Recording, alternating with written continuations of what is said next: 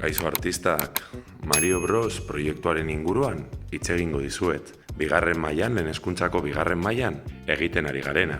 Hasteko jakitea lau talde kooperatibo ditugula, Mario, Luigi, Pitz eta Josi. Egunerokotasunean makinistak, data eta beste gauzak egiten ditu. Dordokak egunero asmakizun bat proposatzen die umeei eta gero kuadernoan idazten du. Nahi baldin baduzue jakin zer egiten duen makinistak eta zer egiten duen dordokak hemen duzue. Ume guztiek kuaderno bat dute non alde batean egunerokoa idazten duten, gainera egunero egiten dute, eta erdia pasata abestiak, olerkiak eta aukorapiloak. Momentuz, hauek biak landu ditugu. Horiek sartu bezain laster, egunon eta aukeratzen dutena egiteaz aparte, niri esaten didate. Begiratu nola daukagun gelaren kanpoko atea.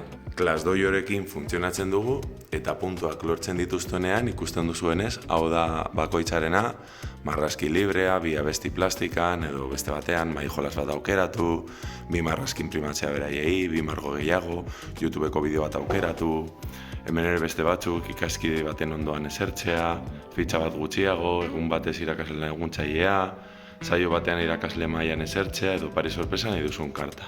Eta momenturen batean hartzen dute eta aurrera. Eta horrekin batera talde lorpenak. Ja lehenengo biak egin ditugu. 10 minutuko patio gehiago eta 15 minututan parkean egon. Baina ja gutxi barru saio batean plastika saioa egin oso hurbil dago, deitu, eta beste lorpen batzuk. Orduan imaginatu zein motibatuta dauden. Ordutegia ere tematiko daukagu, pilo bat gustatzen zaiena, eta Toadek, nor da Toad? Toad bera da, ezagutzen duzu, ezta? Toadek erronka bat jarri digu. Heldu behar garela Bowserren munduari printzesarekin egoteko hor geratu delako. Baina gu printzesa hitza ez dugu erabiltzen baizik eta Pitz. Orduan, txanpinoi erreinuan zehar ibiliko gara, mundu desberdinetan zehar joaten, basamortu mundua, uraren mundua, zeru mundua, baso mundua, mendi mundua, izotz mundua, eta azkenengoa, Bowserren mundua. Eta hor Pitz izango dugu bere bila joateko. Baina berak, emailean esan digunez, lehenengo eta behin, munduetara joateko, gure barneko mundua ezagutu behar dugu. Zer gertatzen zaie pertsonaiei edo nola lortzen dute energia eta guzti. Eta berarekin emailekin komunikatzen gara. Bere gutunean argi eta garbi uzten digu zer egin behar dugun eta giza gorputzak. Horregatik, datozen egun hontan, sistemekin eta aparatuekin ibiliko gara.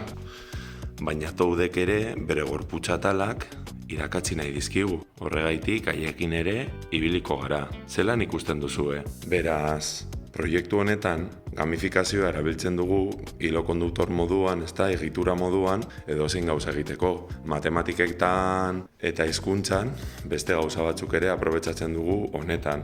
Emailak bidaltzen ditugu edo olerkiak, abestiak eta aukorapiloak erabiltzen ditugu. Orduan zoragarri gaude eta umeak oso motibatuta daude.